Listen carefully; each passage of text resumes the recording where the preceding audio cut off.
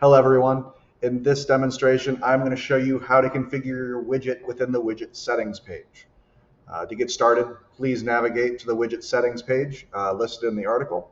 Once you arrive, you will see this page here. In the middle, you're going to see a preview of your buyback widget. And on the right are going to be the various configuration boxes that you can change and edit it with. The first is going to be the widget code box. This right here is the code that you copy and paste onto your website for your buyback widget to appear just like it does here on the widget settings page preview box.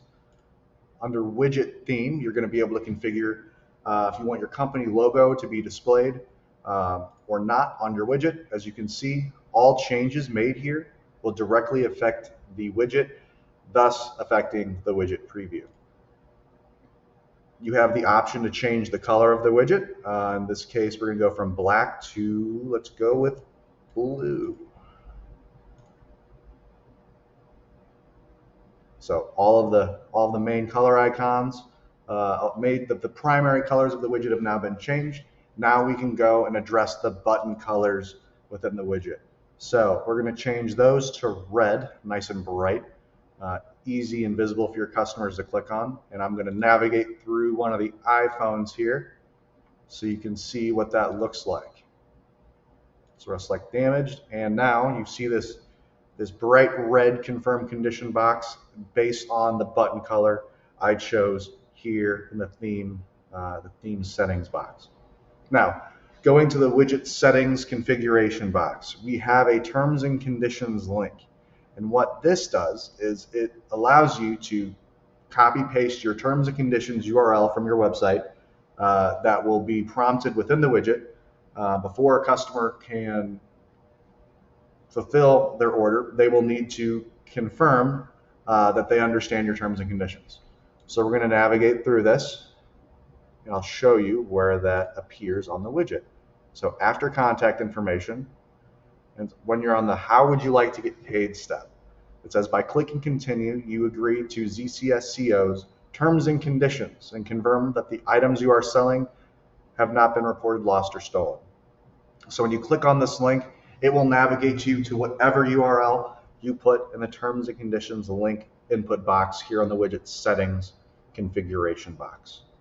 This widget link input box is for another setting or another feature called deep links, and it will also be used in a few other features coming soon.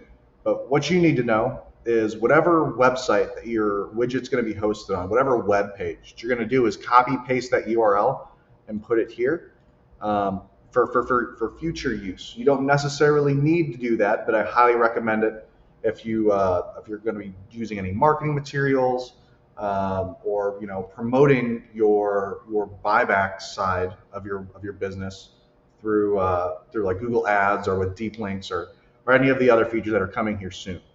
So next is determining what selling methods you are going to be advertising or displaying on your widget. So you've got mail-in, you've got in-store, or you can do both. Highly recommend you do both. Driving in-store traffic is one of the primary features and use cases of the widget, but of course you can choose to use whatever you'd like. So you can choose your selling method here under widget settings, but you can also change your confirmation message. So if you're doing in-store buybacks or mail-in buybacks, you're going to want a different confirmation message, and those messages appear at the end of the buyback process. So when you're navigating through the widget and say you're completing your order, I'm going to quickly go through this.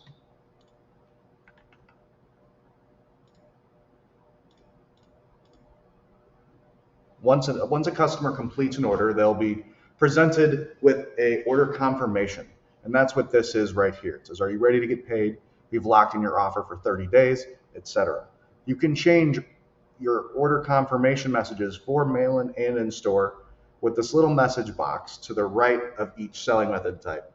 So if you want to change your mail-in confirmation message, you click on the little message box and you can type in whatever you'd like. Just make sure you click save when you're done, and that will affect every confirmation message going forward with whatever material you choose.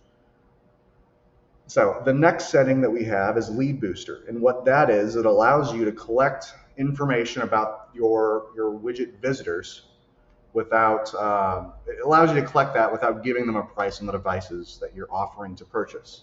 And the importance of that is if someone abandons their checkout or the trade-in flow, they just leave the site, forget about it without submitting an order.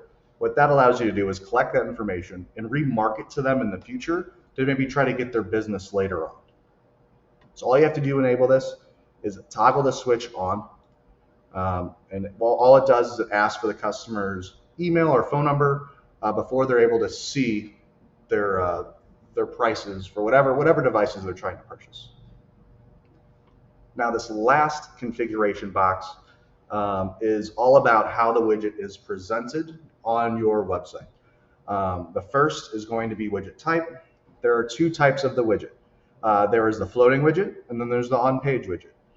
The on-page widget is simply a widget that is always shown on page.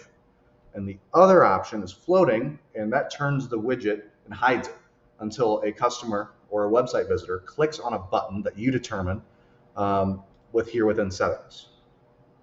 So with the floating widget, you can choose to have this little floating button on the left, right, or top and bottom positions on your web page. And when you click on it, it appears. Now, if you don't want to have a floating button and instead want to program a radio button already on your website, you can do that too.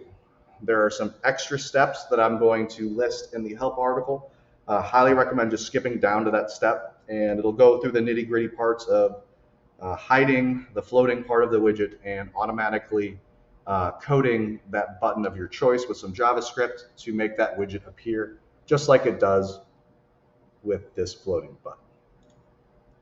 Now next is going to be step grouping. Now what this does is it allows you to change what the home page or first step of your widget, what that presents to your customers.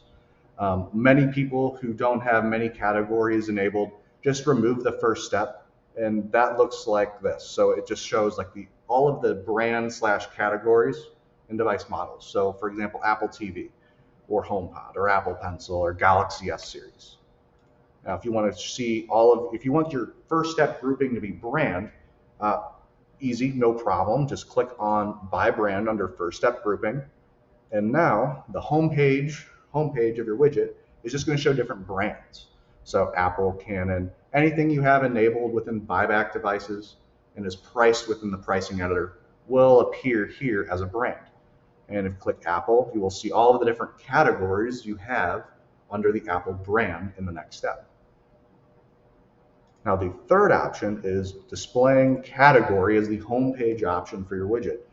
And what that does, it simply displays categories. So accessories, computers, controllers, smartphones, those will all be displayed first. And when you click on smartphones, for example, then it will just show Galaxy S series or iPhones, for example.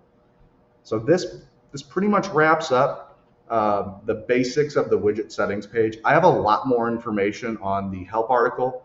So just scroll down, you'll see a lot more information.